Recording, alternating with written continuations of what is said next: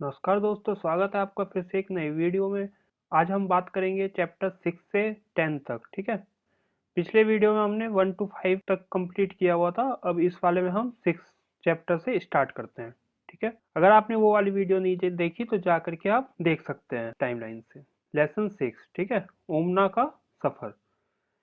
देखिए, ओमना और उसकी पक्की सहेली राधा बहुत खुश थी, साथ साथ केरल जा रहे थे। ठीक है, तो इस वाले में केरल की बातें होगी। देखिए, दोपहर का समय था। स्टेशन पर पहुंचते ही हमने सबसे पहले अपने नाम रिजर्वेशन चार्ट में देखे। जल्द ही ट्रेन प्लेटफॉर्म पर आ पहुंची। हमने देखा कि ट्रेन पहले से भरी हुई थी। हाँ, आज सुबह सुबह की यह ट्रेन गांधीधाम कच्छ से चली थी। गांधीधाम कच्छ कहाँ पे? ये तो गुजरात में। ये चीज याद रखिएगा, है ना। देखिए, ट्रेन के पहुंचते ही हलचल सी बढ़ गई। एक तरफ दरवाजे से कुछ लोग उतरे तो कुछ चढ़ने के लिए धक्का मुक्की कर रहे थे। हम भी ट्रेन में जैसे तैसे चढ़ गए और सीट ढूंढकर अपना सामान नीचे रख दिया। ट्रेन के चलने के बाद सभी अपनी अपनी सीटों पर बैठ चुके थे। कुछ देर बाद टीटी चेक कर आया, उसने सभी के टिकट देखे तो ये नॉर्मल है। अब देखिए, अम्मा और अप्पा को नीचे वाली सीट मिली, उन्नी और मुझे बीच वाली, है ना। तो अम्मा और जो ये अप्पा, जो केरल वाला जो है, इसमें माँ और पापा को कहते हैं ना। अम्मा माँ को, अप्पा पापा को। ठीक है, ये चीज आपका एक क्वेश्चन बन जाता है यहाँ से। देखिए, ये सब इसमें बताया गया है कि वो अपनी कहानी बता रही है, जो डायरी में लिखी है ना, बस वही। तो ये सब हमारे लिए उतना इम्पोर्टेंट नहीं है। अब जो इम्पोर्टेंट है मैं वो बताता चल रहा हूँ आपको। देखिए, बटाटा वड़ा, बटाटा पूरी और पूरी साग, दूध, ठंडा दूध। लोग प्लेटफॉर्म पर खरीदने की चीज खरीद रहे थे। ये कहाँ पे? हमने केले और चीकू भी खरीद लिए। ये कहाँ की बात हो रही है? कौन से स्टेशन की? तो वालसाड की। वालसाड कहाँ है? तो गुजरात में, है ना।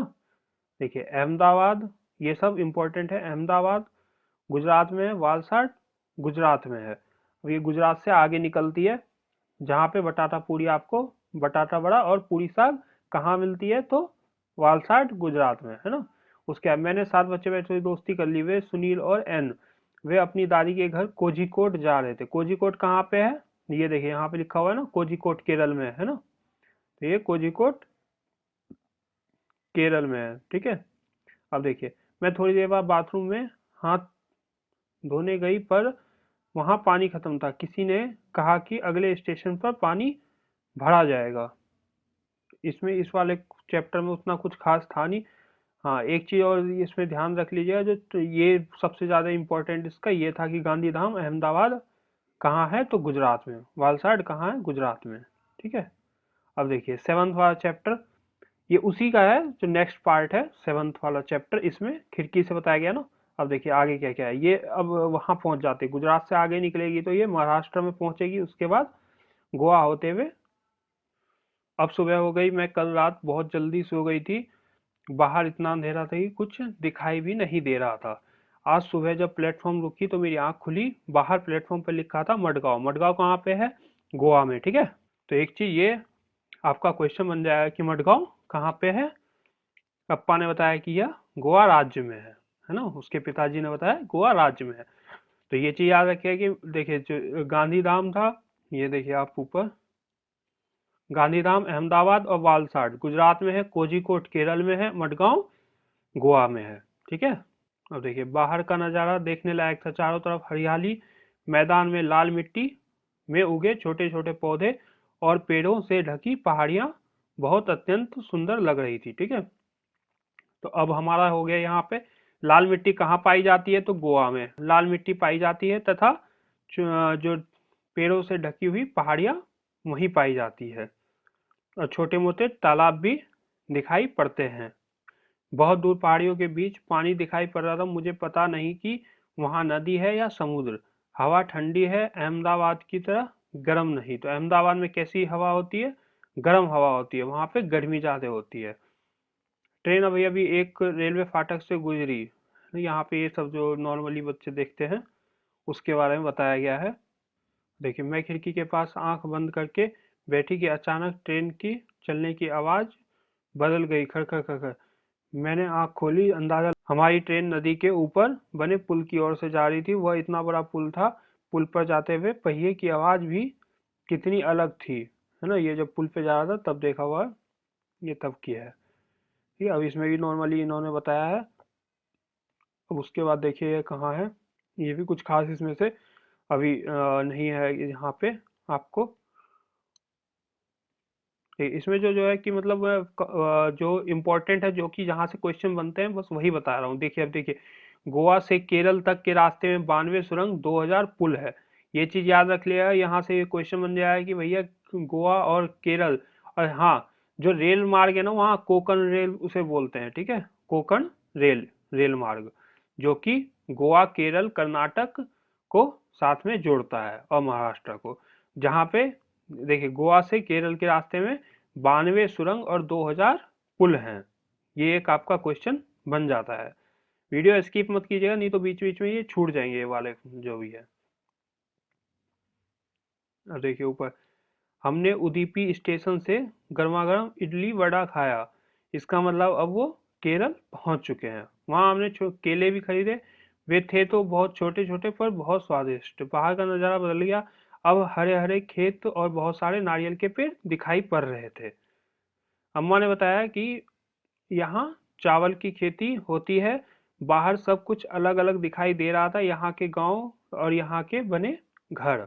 पहनावा भी अहमदाबाद से अलग था। देखिए अब यहाँ जो है, ये ज्यादातर लोग सफेद या क्रीम रंग की धोती और साड़ियाँ पहने हैं, है ना। तो ये कहाँ का है, जो धोती और साड़ी कहाँ के पहनते हैं लोग, तो केरल के।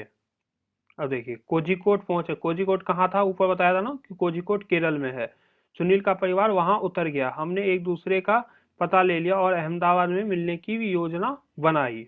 अब देखिए अब रात हो चुकी थी और हमने अपना सामान संभालना शुरू कर दिया। लगभग 3 घंटे बाद हमारा स्टेशन कोट्टायम, कहाँ है, केरल में।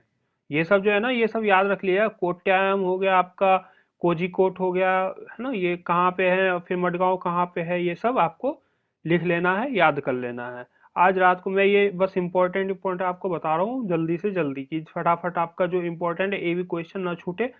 अब देखिए हम वलियम्मा के घर पहुंचे। वलियम्मा किसे बोलते हैं, नानी को।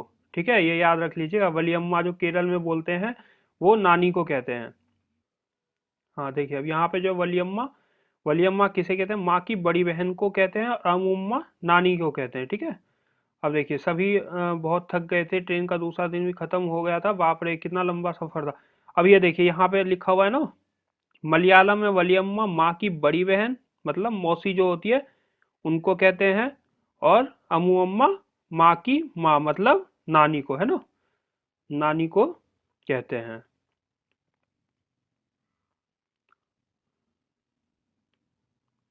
चलिए आगे।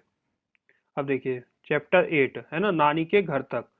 अब वो वहां कहाँ रुकी थी रात को, कोट्टायम में, है ना। अब उसके बाद वो वलियम्मा के घर रुकी थी, और अब जा रही है कहाँ, नानी के घर, है ना, जहाँ अमुअम्मा रहती है ना। यहाँ पे देखिए अमुअम्मा नानी की माँ को।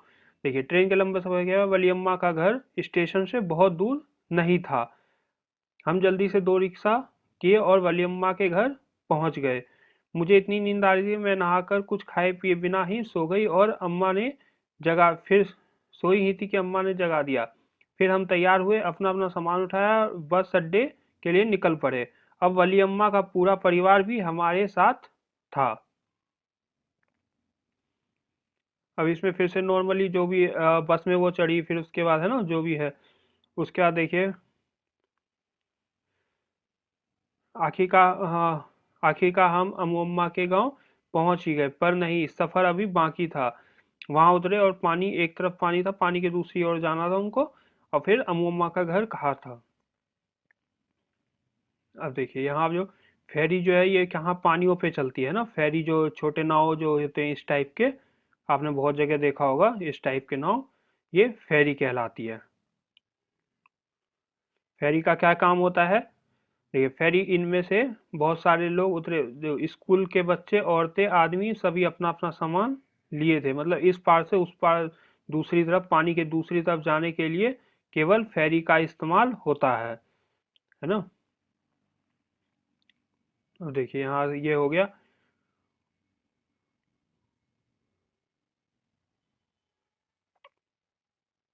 ये वाला देखिए, यहाँ से ये ना इम्पोर्टेंट हो जाएगी। देखिए कि केरल में कई जगहों पे एक जगह से दूसरी जगह जाने के लिए फेरी और अन्य तरह की नाव का इस्तेमाल होता है। ये हमने पढ़ा था ना, केरल में जो वल्लम होती है, जो छोटी नाव होती है, उसमें बच्चे स्कूल जाते हैं। जो नदी जो छोटी कहीं पे तालाब जो होते हैं, तो उनमें पार करने के लिए बच्चे स्कूल जाने के लिए उसका प्रयोग करते हैं। किसका? वल्लम का, है ना, जो कि छोटी नाव होती है। अब देखिए आगे, तो यहाँ से ये टाइम टेबल बता दिया गया है ना गांधीधाम का। ये सब तो उतना इम्पोर्टेंट आपका नहीं है।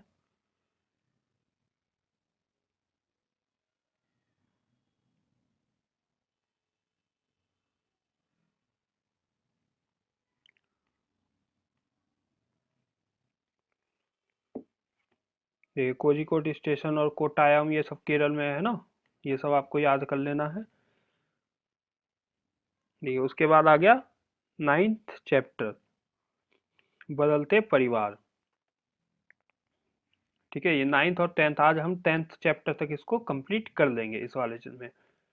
जो जो इम्पोर्टेंट है बस वही बता रहा हूँ। और आपने अगर पहली वाली वीडियो नहीं देखी है तो जा करके पहला पार्ट भी जरूर देखें, फिर उसके बाद आपको आगे पता चलता रहेगा कि किस तरीके से पढ़ना है हमें।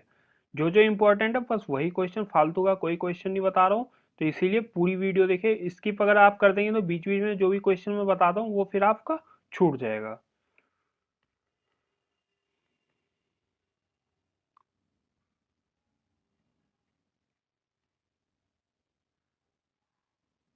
देखिए यहाँ तो अब उतना कुछ खास नहीं है।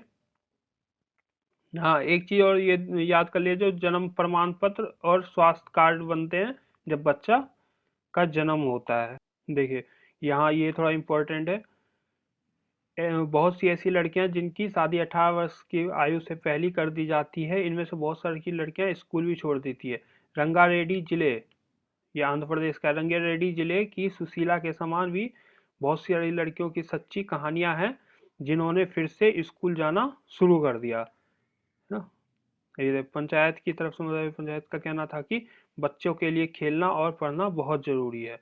आंध्र प्रदेश के लोग का एक समूह विशेष कैंप लगाता है। इस कैंप के द्वारा कम उम्र की शादीशुदा लड़कियों को फिर से स्कूल भेजने में मदद की जाती है। तो ये यहाँ पे एक क्वेश्चन बन जाएगा कि भाई ये जो है रंगारेड्डी जिला, ये कहाँ पे है? तो आंध्र प्रदेश में, है ना।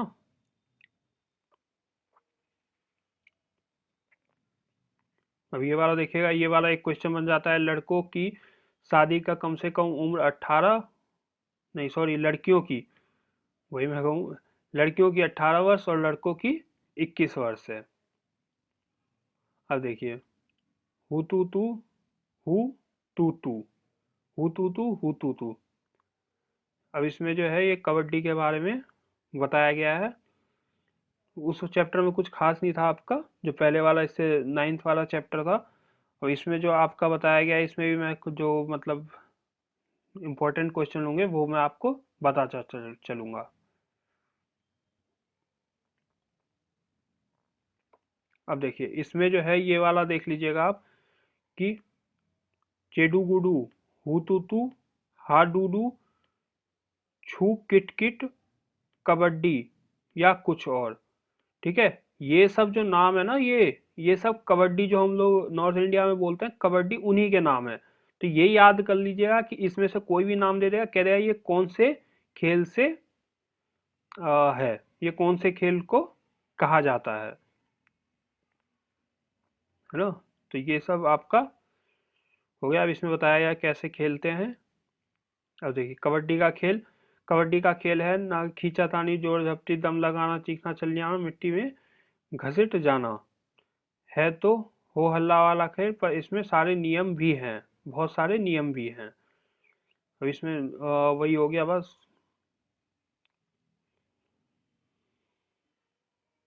इसमें कबड्डी के खेल के बारे में आपको सब कुछ बताया गया है। चलिए ये वाला देखिए, कर्णम मल्लेश्वरी, है ना। क्या तुमने अखबार में इनके बारे में पढ़ा? कर्नम मल्लेश्वरी, ये याद कर लिया, कर्नम मल्लेश्वरी एक वेट लिफ्टर है जो आंध्र प्रदेश की रहने वाली है। इनके पापा पुलिस में हवलदार हैं। ये 12 वर्ष की उम्र की थी तब से 12 वर्ष की उम्र की थी तब से वजन उठाने का अभ्यास करने लगी। अब वे 130 किलोग्राम की वजन उठाती है और भारत के बाहर 29 मेडल जीत चुकी है। ये चीज आपको याद करना, ये बहुत इंपॉर्टेंट है ना, कि कर्नम मल्लेश्वरी कौन से गेम से है? वेट लिफ्टर से। कौन से राज्य से है? आंध्र प्रदेश से। कितने किलो का वजन उठाती है? 130 किलोग्राम का। ठीक है, और कितने मेडल जीत चुकी है? तो 29 मेडल। ये चीज याद रख लीजिएगा, ये बहुत इंपॉर्टेंट है, ये 3 क्वेश्चन।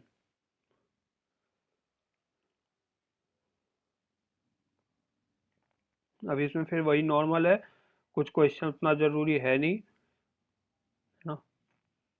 देखिए ये जो आपको है जितने भी ये वाले, अब ये 10th चैप्टर खत्म हो गया, अगले वीडियो हम 11 से 15 तक चैप्टर कंप्लीट करेंगे। ठीक है, तो इसमें जितने भी क्वेश्चन है ना, आप सही या तो राइट डाउन कर लीजिएगा, वैसे मैं वीडियो बना दूंगा लेकिन थोड़ा टाइम लगेगा उसमें, लेकिन इन सब जितने भी क्वेश्चन मैं इंपॉर्टेंट बता रहा हूँ ना, उसे आप जरूर से राइट डाउन कर लीजिए कॉपी में। ठीक है, जिससे कि आपको इजीली रहेगा, आपको पूरी बुक पढ़ने की जरूरत नहीं है, आपको बस वही क्वेश्चन कंप्लीट कर लेना है। आपके जो मार्क्स आते हैं ना, जो